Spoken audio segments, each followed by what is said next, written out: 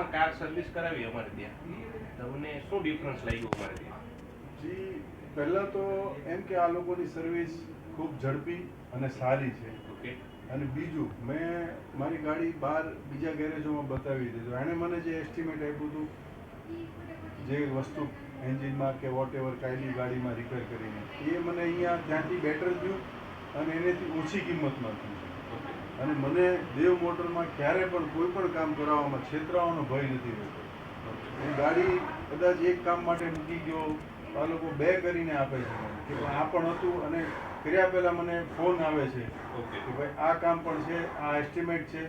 આટલું સરળ કામ છે દેવ મોટર્સ. ઓકે, મતલબમાં તમને કોઈ પણ કામ કરાવીએ છીએ એ પહેલા તમને કહેવામાં આવે છે કે આ કરવું પડે એમ છે, તમારી પાસે પરમિશન લે છે મારો? જી જી.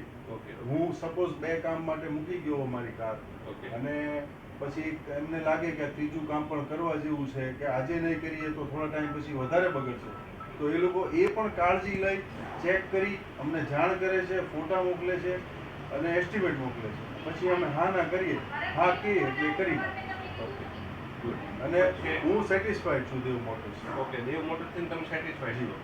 ઓકે, તો મતલબમાં દેવ મોટર્સમાં આવવાનું કારણ એ છે કે ભાઈ બીજા કરતાં કંઈક કામ ડિફરન્સ છે, અમારું અલગ છે. જી બિલકુલ. અને અમે તમને પરમિશન લઈએ છીએ કે તમારે કામ કરવું છે કે નથી કરવું, પછી અમે આગળ વધીએ. હાજી હાજી બિલકુલ. ઓકે, તમને જે ગાડી અમે તમને આપી છે એ ટાઈમે સર્વિસ થઈને આપી છે કે ટાઈમથી વિરોધ આવી? નહીં, મને ઇન ટાઈમ જ મને ઓલવેઝ જે ટાઈમ આપ્યો છે એ ટાઈમે મને કોલ પણ આવી જાય છે, મેસેજ પણ આવી જાય છે કે તમારી your car is ready. Okay. એટલે હું મારા ટાઈમે મને ગાડી મળે છે. Okay, thank you. તમે અમારી પાસે કાર રિપેર કરાવી છે એ બદલ, તમે અમને કંઈ મદદ કરી છે એ બદલ thank you. Thank you. Welcome.